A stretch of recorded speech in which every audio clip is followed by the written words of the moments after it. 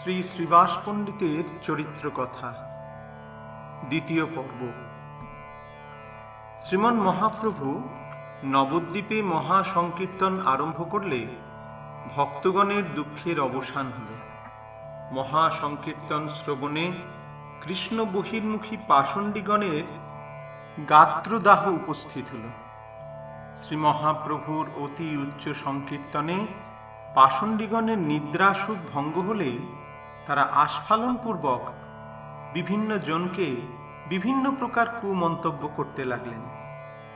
কেহ বলছে এদের বায়ুরোগ হয়েছে, কেহ বলছে এদের উচ্চ চিৎকারে ভগবান রুষ্ট হবেন, কেহ বলে যে এদের চিৎকারে সকলের সর্বনাশ হবে, কেহ বলে শ্রীবাসের চক্রান্তে নবদ্বীপে এইসব চেঁচামেচি শুরু হচ্ছে।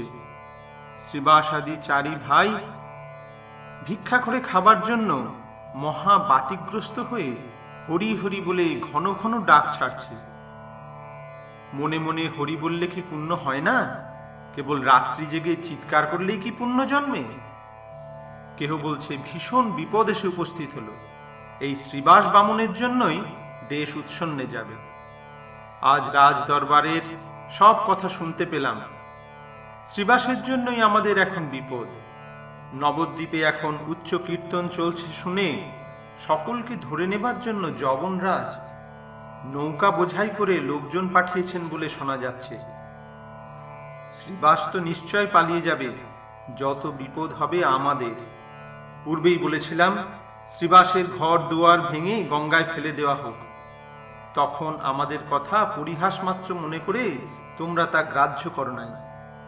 এখন তো দেখতে পেলে আমাদের সকলের মহা সর্বনাশ উপস্থিত।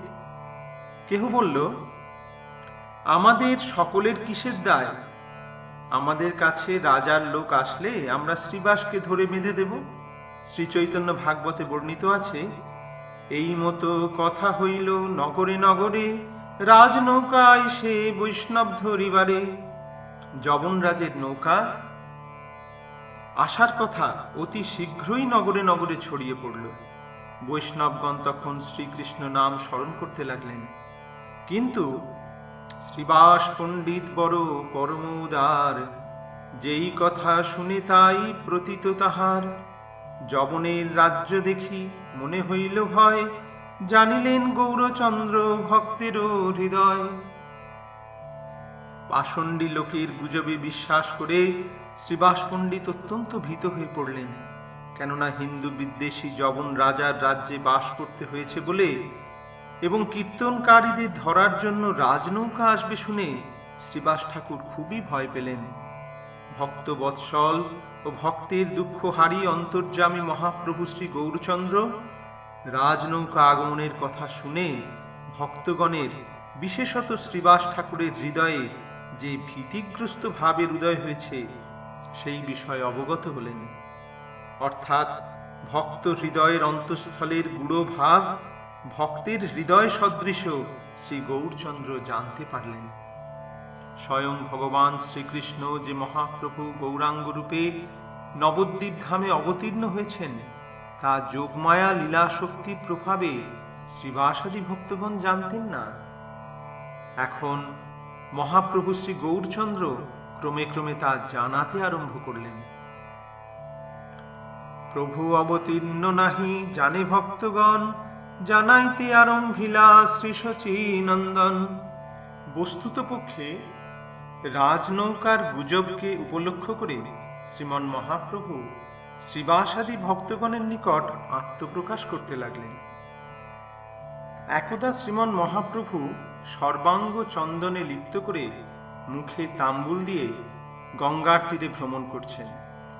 কীর্তনকারীদের ধরে নেবার জন্য যবনরাজের নৌকা আগত প্রায়। এই ভীতিজনক সংবাদ শ্রবণ করেও তিনি ভীত নন, নির্ভয় তিনি গঙ্গা তীরে বিচরণ করছেন। হঠাৎ গঙ্গা তীরে এক পাল গাভী দর্শন করে যমুনা পুলিনে গোচারণরত শ্রীকৃষ্ণের ভাবে আবিষ্ট হয়ে মহাপ্রভু গৌরচন্দ্র হুঙ্কার করে বারবার বলতে লাগলেন, আমি যমুনা পুলিনে গোচরণরত সেই শ্রীকৃষ্ণ। তারপর এই মতে ধাইয়া গেলা শ্রীবাসের ঘরে, কি করি শ্রীবাসিয়া বলে অহংকারে। নৃসিংহ পূজয় শ্রীনিবাস যেই ঘরে পুনঃ পুনঃ লাথি মারে তাহারও দুয়ারে। কাহারে বা পুজিস করিস কার ধ্যান, যাহারে পুজিস তারে দেখ বিদ্যমান। শ্রীবাস ঠাকুর যখন মন্দিরে বসে শ্রী নৃসিংহদেবের পূজায় রত ছিলেন, তখন মহাপ্রভু মন্দির দ্বারে পুনঃ পুনঃ পদাঘাত করে বলতে লাগলেন, কার পূজা করিস? যার পূজা করো সাক্ষাতে বিদ্যমান তাকে দর্শন করো। শ্রীমন মহাপ্রভু মন্দিরে প্রবেশ পূর্বক বিষ্ণুখট্টায় উপবেশন করলেন। শ্রীবাসের সমাধি ভঙ্গ হল। তিনি দেখলেন, দেখে বীরাসনে বসি আছে বিশ্বম্ভর, চতুর্ভুজ শঙ্খচক্র গদাপদ্মধর। শ্রী শচীনন্দন শ্রী গৌরচন্দ্রকে এই প্রকার দিব্য অবস্থায় দর্শন করে শ্রীবাস পণ্ডিত একেবারে স্তম্ভিত হয়ে গেলেন। মহাপ্রভু শ্রী গৌরচন্দ্র বললেন, এতদিনে আমার প্রকাশ জানতে পারো নাই? তোর উচ্চ সংকীর্তনেও শ্রী অদ্বৈত আচার্যের হুঙ্কারে আমি পরিকর সহিত অবতীর্ণ হয়েছি। সকল চিন্তা পরিহার করে আমার স্তব পাঠ করো। শ্রীমন মহাপ্রভুর অভয় বাণীতে শ্রীবাস ঠাকুরের ভয় দূরীভূত হল। তার সমস্ত শরীর আনন্দে পূর্ণ হল। যুক্ত করে দাঁড়িয়ে শ্রীবাস পণ্ডিত ব্রহ্ম মহাপনদনে স্তুতি করতে লাগলেন। নৌমিঢ্যতে ব্রবপুষে তড়িদম্বরায়, গুঞ্জাবতংশ পরিপিচ্ছল সম্মুখায়, বন্যস্রজে কবলবেত্র বিষাণ বেণু, লক্ষ্মী শ্রিয়ে মৃদুপদে পশুপাঙ্গজায়। এটি শ্রীমদ্ ভাগবতের দশম স্কন্ধের 14 অধ্যায়ের প্রথম শ্লোক। শ্রীকৃষ্ণের স্তুতি করতে করতে ব্রহ্মা বললেন, হে পূজ্য, তোমার দেহ নব জলধরের ন্যায় শ্যামল, তোমার বসন বিদ্যুতের ন্যায় পীতবর্ণ, তোমার কর্ণদয়ে গুঞ্জা বিরচিত কর্ণভূষণ এবং মস্তকে ময়ূরপুচ্ছ বিরচিত চূড়া, তাতে তোমার মুখমণ্ডল বিশেষ রূপে দীপ্তিমান হয়েছে। বনজাত পত্র পুষ্পে রচিত মালা তুমি কণ্ঠে ধারণ করেছ। তোমার হস্তে দধিসিক্ত অন্নগ্রাস, বেণু, সিংহা ও বেত্র শোভা পেতেছে। এ সমস্ত লক্ষণে লক্ষিত কোমল তুমি গোপরাজ নন্দের নন্দন। এতাদৃশ তোমাকে আমি নমস্কার করি। শ্রীমন মহাপ্রভু বিশ্বম্ভর যে স্বয়ং শ্রীকৃষ্ণ, তা ব্যক্ত করে শ্রীবাস পণ্ডিত মহাপ্রভু স্তুতি করলেন। বিশ্বম্ভর চরণে আমার নমস্কার, নবঘন যিনি বর্ণ পীতবাস যার, শচীর নন্দন পাই মোর নমস্কার, নবগুঞ্জা শিখি পুচ্ছ ভূষণ যাহার, গঙ্গাদাস শিষ্য পায়ে মোর নমস্কার, বনমালা করে দধি উদন যাহার, জগন্নাথ পুত্রপদে মোর নমস্কার, কোটি চন্দ্র যিনি রূপ বদন যাহার, সিংহাবেত্র বেণু চিহ্ন ভূষণ যাহার, সেই তুমি তোমার চরণে নমস্কার, চারি বেদে যারে ঘোষে নন্দের কুমার, সেই তুমি তোমার চরণে নমস্কার।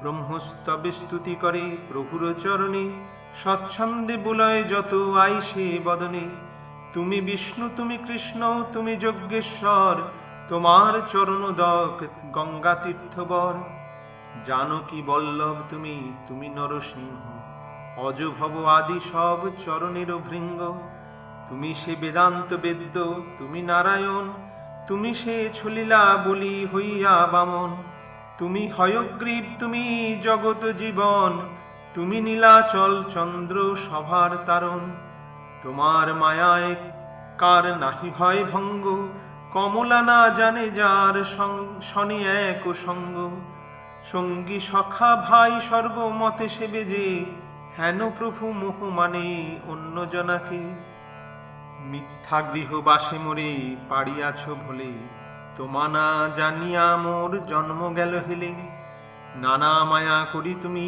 আমারে বঞ্চিলা, সাজি ধুতি আদি করি আমারও বহিলা, তাতে মোর ভয় নাহি শুনো প্রাণনাথ, তুমি হেন প্রভু মোরে হইলা সাক্ষাৎ, আজি মোর সকল দুঃখের হইল নাশ, আজি মোর দিবস হইল পরকাশ। আজি মোর জন্মকর্ম সকল সফল, আজি মোর উদয় সকল সুমঙ্গল। আজি মোর পিতৃকুল হইল উদ্ধার, আজি সে বসতি ধন্য হইল আমার। আজি মোর নয়ান ভাগ্যের নাহি সীমা, তাহা দেখি যার শ্রীচরণ সেবে রমা। শ্রীবাস পণ্ডিত এইভাবে স্তব করতে করতে প্রেমে আবিষ্ট হয়ে ঊর্ধ্ববাহু করি আনন্দে ক্রন্দন করতে লাগলেন। প্রচুর সুখ লাভ করে শ্রীবাস পণ্ডিত আনন্দ সাগরে নিমগ্ন হলেন। শ্রীবাসের স্তুতি শ্রবণ করে শ্রীমন মহাপ্রভু বললেন, তোমার বাড়ির স্ত্রী পুত্র দাস দাসী সকলকে ডেকে আনো, তারা এসে আমার এই রূপ দর্শন করুন, সস্ত্রীক হয়ে আমার শ্রীচরণ পূজা করো, আর তোমার অভিলষিত বর আমার কাছে প্রার্থনা করো। তারপর শ্রীমন মহাপ্রভুর নির্দেশক্রমে শ্রীবাস পণ্ডিত বলতে লাগলেন, প্রভুর পাইয়া আজ্ঞা শ্রীবাস পণ্ডিত সর্বপরিকর সহ আইলা তরিত। বিষ্ণু পূজা নিমিত্ত যতেক পুষ্প ছিল, সকল প্রভুর পায়ে সাক্ষাতেই দিল। গন্ধমাল্য ধূপ দীপে পূজে শ্রীচরণ, সস্ত্রীক হইয়া বিপ্র করয়ে ক্রন্দন। ভাই পত্নী দাস দাসী সকল লইয়া, শ্রীবাস করয়ে কাকু চরণে পড়িয়া। বিষ্ণু পূজার সমস্ত উপকরণ দিয়ে মহাপ্রভুর পূজা করে শ্রীবাস পণ্ডিত সপরিবারে শ্রীমন মহাপ্রভুর চরণে পড়লেন। শ্রীবাস প্রিয় মহাপ্রভু বিশ্বম্ভর শ্রীবাস আদি সকলের মস্তকে শ্রীচরণ অর্পণ করলেন। মহাপ্রভু তখন হেসে বললেন, আমার প্রতি তোমাদের সকলের প্রীতি হোক।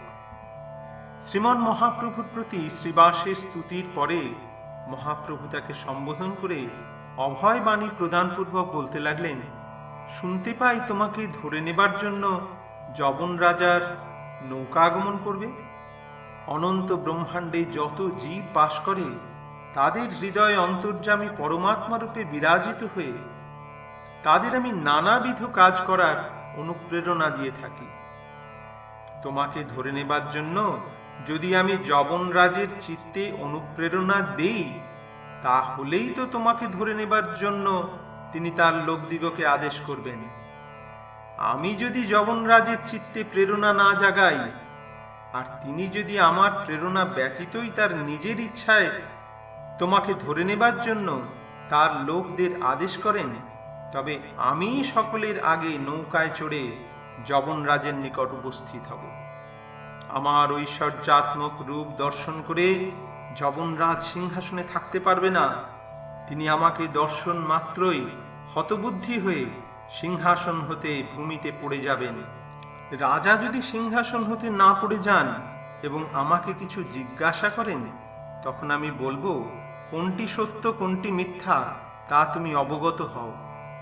আমার ঐশ্বর্যাত্মক রূপ দেখেও যখন তুমি বিচলিত হলে না, তখন তোমার প্রভাব দেখিয়ে আমাকে বিচলিত বা স্তম্ভিত করার জন্য তোমার মোল্লা, কাজী, হাতি, ঘোড়া, পশু পাখি সকল তোমার নিকট আনয়ন করো। তারপর রাজাকে বলবো, তোমার সকল কাজীকে আজ্ঞা করো যেন তোমাদের শাস্ত্র কথা বলে সকলকে কাঁদায়। সেই কাজীরা যদি হাতি, ঘোড়া, পশু পাখিদের কাঁদাতে না পারে, তাহলে যবন রাজার নিকটে আমার নিজের অসাধারণ বৈশিষ্ট্য প্রকাশ করব। মত্ত হাতি ধরে সেখানে আনবো, যবন রাজার সামনে সেখানেই কৃষ্ণ কৃষ্ণ বলে হাতি, ঘোড়া, পশু পাখি সকলকে কাঁদাবো।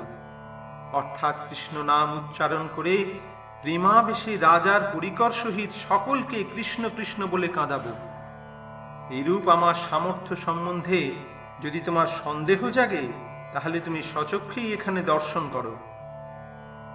সামনে শ্রীবাসের জ্যেষ্ঠ ভ্রাতা নলিন পণ্ডিতের 4 বছরের কন্যা নারায়ণী দেবী উপস্থিত ছিলেন। তাকে উপলক্ষ করে মহাপ্রভু স্বীয় ভাব প্রকট করলেন।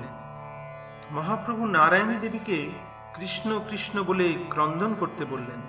শ্রী চৈতন্য ভাগবতে সর্বভূত অন্তর্যামী প্রভু গৌরচান্দ আজ্ঞা কইলা নারায়ণী কৃষ্ণ বলি কান্দ, 4 বৎসরের সেই উন্মত্ত চরিত, হা কৃষ্ণ বলিয়া কান্দে নাহিক সম্বিত। অঙ্গবাহী পড়ে ধারা পৃথিবীর তলে, পরিপূর্ণ হইল স্থল নয়নের জলে। মহাপ্রভুর আজ্ঞা মাত্রই সেই 4 বছরের বালিকা কৃষ্ণ কৃষ্ণ বলে ক্রন্দন করতে লাগলেন। বালিকা নারায়ণী দেবীর নয়ন হতে অজস্র অশ্রু খরিত হতে লাগল। সেই অশ্রু ধারা তাঁর শরীরের উপর দিয়ে প্রবাহিত হয়ে ভূমিতে পতিত হল। তিনি যে স্থানে অবস্থান করছিলেন সেই স্থান অশ্রু জলে পরিপূর্ণ হয়ে গেল। তিনি কাঁদতে কাঁদতে সম্বিত হারা হয়ে পড়লেন। নারায়ণী দেবীর এই বিকার হল চিত্তে প্রেম উদয়ের লক্ষণ। মহাপ্রভুর কৃপা শক্তিতে শ্রী নারায়ণী দেবীর প্রেমের আবির্ভাব হয়েছিল। মহাপ্রভুর এই অসাধারণ বৈশিষ্ট্যময় প্রভাবে কীর্তন বিরোধী ও কীর্তন বিদ্বেষী যবনরাজকে প্রেমদান সম্ভব। শ্রী নারায়ণী দেবীর এই প্রকার অবস্থা দর্শন করে মহাপ্রভু হাসতে হাসতে শ্রীবাসকে বললেন, এখনো কি তোমার রাজনৌকা সম্বন্ধে ভয় আছে?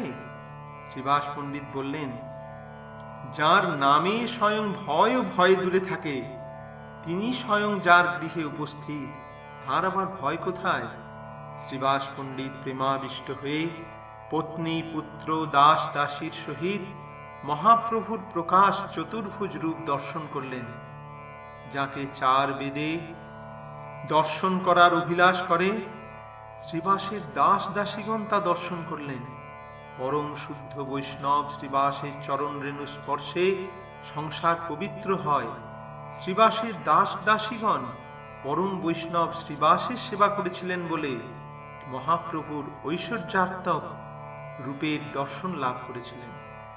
বৈষ্ণব সেবাই হল শ্রীকৃষ্ণ প্রাপ্তির পরম উপায়। মহাপ্রভু এই প্রসঙ্গ শ্রীবাসকে কখনো ব্যক্ত করতে নিষেধ করলেন। তারপর মহাপ্রভুর ঈশ্বর ভাব অন্তর্হিত হলে তিনি বাহ্য জ্ঞান লাভ করে শ্রীবাসকে আশ্বাস দিয়ে নিজ গৃহে গমন করলেন। একদিন শ্রীমন মহাপ্রভু নবদ্বীপে শ্রী নিত্যানন্দ প্রভুর আগমন বুঝতে পেরে তাকে আনয়ন করার জন্য শ্রীবাস পণ্ডিত ও হরিদাস ঠাকুরকে পাঠালেন। 3 প্রহর যাবৎ খোঁজ করেও শ্রী নিত্যানন্দের দর্শন না পেয়ে তারা এসে মহাপ্রভুকে জানালেন। শ্রীবাস আদি নবদ্বীপে বহু অনুসন্ধান করেও যে নিত্যানন্দকে পেলেন না, তা এই প্রসঙ্গে মহাপ্রভু ভঙ্গিতে জগতের জীবকে জানালেন যে শ্রী নিত্যানন্দ প্রভু অত্যন্ত প্রচ্ছন্ন, গোপনীয়। শ্রী গৌরাঙ্গ চম্পুতে আছে, মহাপ্রভু শ্রীবাস আদিকে বললেন, তোমরা যে তাকে অন্বেষণ করেও দর্শন পাও নাই, তা আশ্চর্য নয়, যেহেতু মহাপ্রভাবশালী পুরুষশ্রেষ্ঠগণ যোগী সকলেরও সহজে দর্শনযোগ্য নহেন। শ্রী গৌরাঙ্গ কৃপা করে যাকে জানান, একমাত্র তিনিই শ্রী নিত্যানন্দকে দেখতে পারেন, তার তত্ত্ব জানতে পারেন। শ্রীবাস আদি পরম ভাগবতগণ তাদের ভক্তির প্রভাবে এবং শ্রী গৌরাঙ্গের কৃপায় শ্রী নিত্যানন্দের তত্ত্ব সম্যক রূপেই অবগত আছে। তথাপি যে দর্শন পেলেন না, তা হল গৌরচন্দ্র কোনো কৌতুক বা রঙ্গ করতে ইচ্ছা করেছেন বলে শ্রীবাস আদি নিত্যানন্দের দর্শন পান নাই। তারপর মহাপ্রভু ভক্তগণকে নিয়ে নন্দনাচার্যের গৃহে এসে উপস্থিত হলেন এবং সেখানে দিব্য পুরুষ রতন শ্রীমন নিত্যানন্দ প্রভুর দর্শন পেলেন। সকল ভক্তগণের সমক্ষে শ্রী নিত্যানন্দ প্রভুকে প্রকাশ করার জন্য এক কৌশল বিস্তার পূর্বক মহাপ্রভু শ্রীবাস পণ্ডিতকে বললেন, হে পণ্ডিত প্রবর, শ্রী নন্দনন্দন শ্রীকৃষ্ণের রূপ বর্ণনমূলক শ্রীমদ্ ভাগবতের একটি শ্লোক পাঠ করো। ইঙ্গিতে শ্রীবাস প্রতি বলেন ঠাকুরে, এক ভাগবতের বচন পরিবারে, প্রভুর ইঙ্গিত বুঝি শ্রীবাস পণ্ডিত, কৃষ্ণ ধ্যান এক শ্লোক পড়িলা তরিত। বরহা পীড়ং নটবর বপু, কর্ণয়ো কর্ণিকারং, বিভ্রদবাস কনক কুপিশং, বৈজয়ন্তীং চ মালাং, रन्ध्रान् वेणुरधर सुधया पूरयन् गोपवृन्दै बृन्द्यारण्यं शपदरमणं प्राविशद् गीतकीर्ति। নটবর বপু শ্রীকৃষ্ণ মস্তকে ময়ূরপুচ্ছ রচিত চূড়া, কর্ণদয় কর্ণিকার কুসুম পরিধানে, সোনার বর্ণ পীতবসন এবং গলদেশে পঞ্চবর্ণ পুষ্প রচিত বৈজয়ন্তী মালা ধারণ করে স্বীয় অধর সুধায় বেণুর ছিদ্রসমূহকে পরিপূর্ণ করতে করতে স্বীয় অসাধারণ চরণ চিহ্ন দ্বারা শোভিত বলে সকলের আনন্দজনক শ্রী বৃন্দাবনে প্রবেশ করলেন। তার সঙ্গের গোপগণ তখন তার যশগান করতে লাগলেন। শরৎকালে শ্রীকৃষ্ণ গাভী ও গোপ বালকদের সহিত বেণুবাদন করতে করতে বলরামের সহিত পরম রমণীয় শ্রী বৃন্দাবনে প্রবেশ করেছিলেন। তখনকার সর্বচিত্তাকর্ষক শ্রীকৃষ্ণের রূপাদি আলোচ্য শ্লোকে বর্ণিত হয়েছে। শ্রীবাসের কণ্ঠে এই শ্লোক শোনার পরেই শ্রীমন নিত্যানন্দ প্রভু আনন্দে মূর্ছিত হয়ে পড়েন। তাঁর পতনের ভারে পৃথিবী কম্পিত হল। তখন সমস্ত শিষ্টগণ পরম বিস্ময়াবিষ্ট হলেন। আর এদিকে মহাপ্রভু শ্রী গৌরচন্দ্রের প্রেরণায় শ্রীবাস পুনঃ পুনঃ এই শ্লোক পাঠ করতে লাগলেন। শ্রী চৈতন্য ভাগবতে বলা হয়েছে, আনন্দে মূর্ছিত হইলা নিত্যানন্দ রায়, পড়ো পড়ো শ্রীবাসের গৌরাঙ্গ শিখায়। পুনঃ পুনঃ শ্লোক পাঠ শ্রবণ করে শ্রী নিত্যানন্দ প্রভু মূর্ছাজনিত অবসন্নতা ত্যাগ করে প্রেমোন্মাদ অবস্থা প্রাপ্ত হলেন। তারপর একটি হুঙ্কার করে সত্তর ভূতল থেকে উত্থিত হলেন। নবদ্বীপে শ্রী নিত্যানন্দ প্রভুর আগমনের কয়েকদিন পরেই পূর্ণিমা আগত দেখে মহাপ্রভু শ্রী গৌরচন্দ্র তাঁর নিকটে ব্যাস পূজার প্রস্তাব তুললেন। ব্যাস পূজার অর্থ হল শ্রী গুরুপাদ পদ্মে পাদ্যার্পণ। জগৎগুরু শ্রী নিত্যানন্দ প্রভু পরিব্রাজকের আশ্রিত ছিলেন। মহাপ্রভু সকল ভক্তের সমক্ষে শ্রী নিত্যানন্দ প্রভুকে জিজ্ঞাসা করলেন, শুনো শুনো নিত্যানন্দ শ্রীপাদ গোসাই, ব্যাস পূজা তোমার হইব কোন ঠাই? কালী হইব পূর্ণমাসী ব্যাসের পূজন, আপনি বুঝিয়া বলো যারে লয় মন। মহাপ্রভুর প্রশ্নে শ্রী নিত্যানন্দ প্রভু শ্রীবাস পণ্ডিতের হাত ধরে এনে বললেন, আমি এই ব্রাহ্মণের গৃহে ব্যাস পূজা করব। মহাপ্রভু তখন শ্রীবাসকে বললেন, শ্রীবাস, তোমার ওপর গুরু ভার পড়ল। শ্রীবাস ঠাকুর তখন মহাপ্রভুকে বললেন, মহাপ্রভু, তোমার কৃপায় আমার পক্ষে এই ব্যাস পূজা কিছুই ভার নয়, সবই আমার ঘরে আছে। বস্ত্র মুদ্গ যজ্ঞ সূত্র ঘৃত গোয়া পান, বিধিযোগ্য যত সহ্য সব বিদ্যমান, পদ্ধতি পুস্তক মাত্র মাগিয়া আনিব, কালী মহাভাগ্যে ব্যাস পূজন দেখিব। শ্রীবাস ঠাকুরের এই প্রকার উক্তি শ্রবণ করে মহাপ্রভু শ্রী গৌরচন্দ্র ও অন্যান্য ভক্তগণ অত্যন্ত আনন্দিত হলেন। সকল ভক্তগণ হরি হরি ধ্বনি করলেন। শ্রীমন নিত্যানন্দ প্রভু যে ব্যাস পূজা পদ্ধতি প্রাপ্ত হয়েছিলেন, সেই অনুসারে শ্রীবাস গৃহে ব্যাস পূজা করবেন বলে স্থির করলেন। ভক্তগণ সহ শ্রী গৌর নিত্যানন্দ শ্রীবাস অঙ্গনে গমন করলেন। অঙ্গনে প্রবেশ করেই বাইরের দ্বার বন্ধ করলেন। শ্রীবাসের গৃহে তখন মহাপ্রভুর অনুগত জন ব্যতীত কেউই প্রবেশের অধিকার পেল না। মহাপ্রভুর আজ্ঞাক্রমে ভক্তগণ উচ্চস্বরে ব্যাস পূজার অধিবাস কীর্তন আরম্ভ করলেন। ভক্তগণের উল্লাসময় কীর্তনে শ্রী গৌর নিত্যানন্দ উভয়ে নৃত্য আরম্ভ করলেন। ভক্তগণ তাদের বেষ্টন করে কীর্তন সুখে আনন্দ জ্ঞাপন করতে লাগলেন। অধিবাসের নৃত্য কীর্তনের পরে মহাপ্রভু নিজ আবাসে গমন করলে ভক্তগণ স্ব স্ব গৃহে গমন করলেন। শ্রী নিত্যানন্দ প্রভু শ্রীবাসের গৃহে অবস্থান করলেন এবং নিশাকালে হুঙ্কারপূর্বক নিজ দণ্ডকমণ্ডলু ভেঙে ফেললেন। প্রাতঃকালে মহাপ্রভু এই সংবাদ শ্রবণ করে শ্রীবাস গৃহে আগমন করলেন। তারপর ভগ্ন দণ্ড তুলে নিয়ে শ্রী নিত্যানন্দ ও ভক্তগণ সহ মহাপ্রভু গঙ্গা স্নানে গমনপূর্বক গঙ্গাতে ভগ্ন দণ্ড বিসর্জন করে শ্রী নিত্যানন্দ প্রভুকে গঙ্গায় স্নান করালেন। সেখানেও শ্রী নিত্যানন্দ প্রভুর বাল্য চাপল্য। গঙ্গার জলে সাঁতার দিয়ে তিনি কুমির ধরতে যান। শ্রীবাসাদি ভক্তগণ হায় হায় করতে থাকেন। মহাপ্রভু তখন শ্রী নিত্যানন্দ প্রভুকে বললেন, শ্রীপাদ, আজ তোমার ব্যাস পূজা, শীঘ্র স্নান করে এসো। শ্রী নিত্যানন্দ তখন স্নান করে উঠলেন। শ্রী নিত্যানন্দ প্রভুকে নিয়ে তখন সকলে শ্রীবাস অঙ্গনে প্রত্যাগমন করলেন।